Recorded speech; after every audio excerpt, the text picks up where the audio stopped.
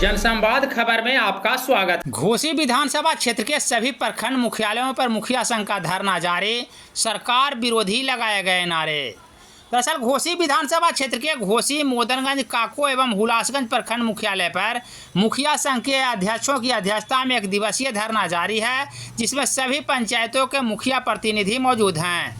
इस मौके पर लोगों को संबोधित करते हुए मोदनगंज मुखिया संघ के अध्यक्ष प्रदीप कुमार ने बताया कि राज्य एवं केंद्र सरकार द्वारा लगातार ग्राम सभा के अधिकारों में कटौती की जा रही है, जबकि संविधान में मात्र 3 ही सभा का महत्व है, जो लोकसभा, विधानसभा और ग्राम सभा है।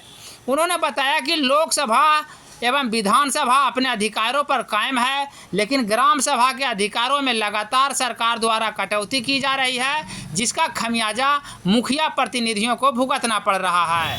अभी आप लोग धरने पर बैठे हुए हैं, आपकी क्या मांग है?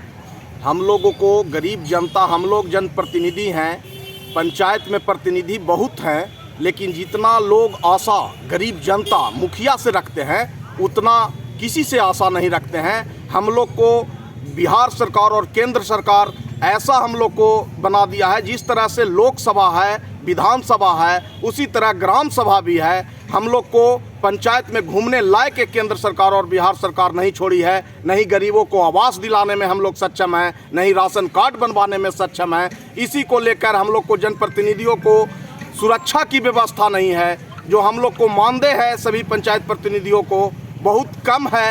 इन्हीं सब 19 सूत्री मांगों को लेकर हम लोग आज प्रखंड मुख्यालय में धरना दे रहे हैं और 29 अगस्त को जिला मुख्यालय में धरना देंगे और हम लोग मशाल जुलूस सभी प्रकार के हम लोग आंदोलन करेंगे जब तक हम लोगों को मांगों को पूरी नहीं की। क्या नाम होगा आपका? हेमंत शरण उर्फ कुंदन शर्मा, भारतू ग्राम पंचायत मुखिया।